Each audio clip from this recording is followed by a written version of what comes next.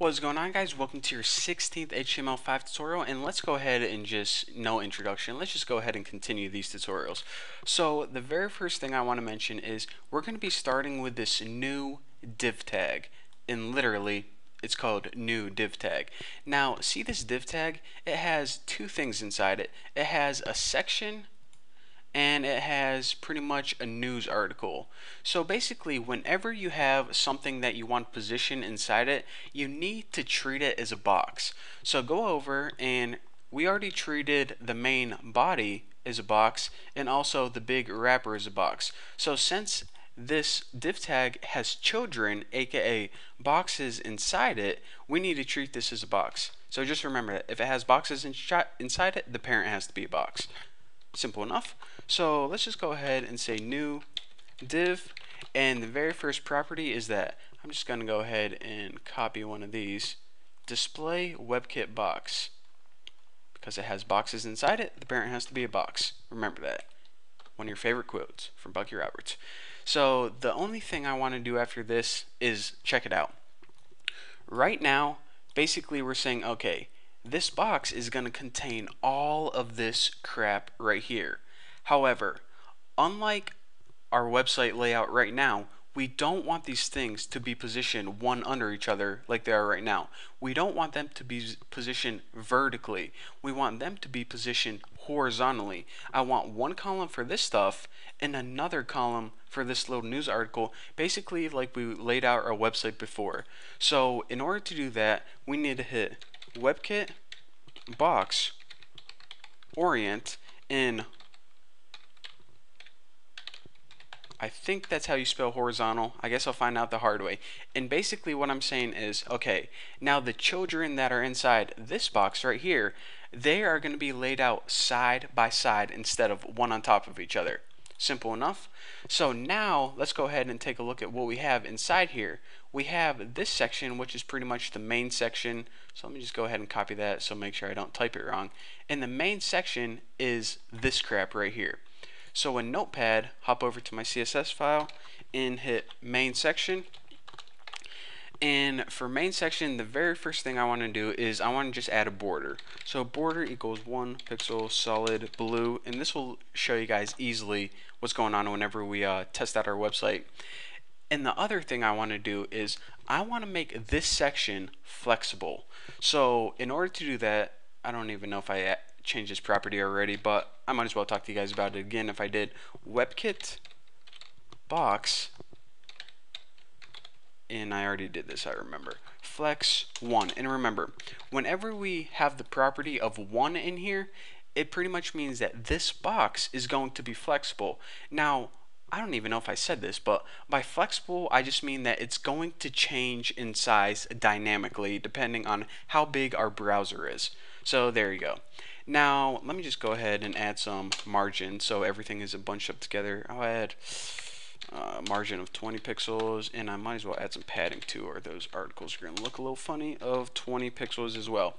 Now, the cool thing about this is even though we have an overall size of 1,000 pixels for our website, since this is flexible, we don't need to worry about a bunch of complicated math about what size this section is going to be, what size the other section is going to be, because it's going to fit dynamically. So that's another reason that I absolutely love this flexible box model compared to the traditional box model. So after main section, what did we call the other thing?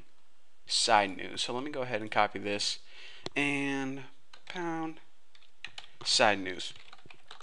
Now, the first thing I'm going to do for side news is I might as well add a border, and we'll make this one border 1 pixel solid red. Now, this is just so you guys can visually see, but another thing I want to do after this is I don't want this one to be flexible as well, because this is a common technique, and you guys probably want to pay attention to what I'm going to say next. If we have two flexible things inside a box, then it's not going to know how big to make one and how small to make the other. So a common technique in web development is let's say you have two columns in a table, make one of those columns a fixed width, and then you want the other column to change dynamically depending on how big the browser is. So if your browser is 200 pixels wide and one column is 100 pixels, then the other column is going to be 100 pixels. However, if your browser is 500 pixels wide and that column is 100, then that other one is going to grow to 400 pixels. So column 1 is going to grow and shrink, but column 2 is going to stay the same. And also, if you have ads on your website, you can't grow or shrink those. You need those to be a fixed size. However, the content or the text, it can grow or shrink. So I know I talked a lot about that and it took me like a minute, but it's definitely important, something to take note of. So since this section is flexible, it's going to be on the side of this section. We need this one to be a fixed width. So in order to do that, just go ahead and set the width equal to, I don't know, something like 220 pixels. And I'm just going to go ahead and add some margins and paddings to, make it look a little better so everything isn't so bunched up. So margin, I'm just going to go ahead and change this to, I don't know, 20 pixels. And actually, I'm going to change this to, that'll look a little bit better. And for the padding, let me boost this up a bit, like 30 pixels. Should give it some nice space. And for the background, I think we added that nice light blue color, so I'll do the same. 66CCCC. Sounds like someone's name, CC. So after this, we might as well go ahead and take care of the footer right now, and I believe we called the footer. The footer. How clever is that?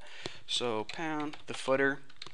Now for the footer, what we need to do is we don't need to clear anything first and foremost. Remember in the traditional box model, I cleared the footer, and that was because we had stuff floating left and right. Well, right now we don't have any float properties, so we don't need to use clear at all. Clear is only useful whenever you're floating stuff around your screen. So what you want to do is text align center, and this will make sure that the text is centered on a screen, because whenever you have a footer, it's nice to center a text. It just looks a little bit better. And for padding, let me go ahead and add 20 pixels on here, and I believe we added a border top of I'm gonna go ahead and boost the pixels up 2 pixels, solid green, not grin, green. And what this is going to do is, let me make sure I got all my semicolons and colons. Okay, good to go. Now let me go ahead and save this, and let's go ahead and take a look at our website right now. So refresh this, and as you can see, okay, it kind of looks the same as the website before. However, check this out. And I actually want to, yeah, I'll go ahead and, hold on, got an itch in my ear. Oh yeah, that's a spot right there. Okay, now check this out. Unlike before, where everything is fixed and we needed to, use math to make sure we fit perfectly in those 1000 pixels, check it out. This box to the right is going to be, what was it, 220 pixels. Now this is always going to stay 220 pixels. However, this box over here is going to change dynamically based on the size of our browser. So let me go ahead and shrink this browser and check it out. That box is either shrinking, so if you were looking at this on a smartphone, this website will look perfect still, or if you're looking at it on a big widescreen TV looking computer, our website is still going to look awesome. So that is the beauty of flexible box models, that you can pretty much grow or shrink your website depending on the size of the browser, and you don't need to use any weird CSS tricks, any programming, any math. It does it all for you automatically. And also, I don't know if you guys can see this border or not, but the border of this main header and also the navigation bar, these are changing as well. Now again, even though that they change dynamically, if you are looking at this on a monitor the size of like a pencil, it's going to look really weird whenever you squeeze everything real tight together. But no monitors are ever that small. So I just want to show you guys this, that the flexible box model pretty much puts your website in boxes that can either grow or shrink dynamically. Now again, I want to talk about this just for a little bit longer.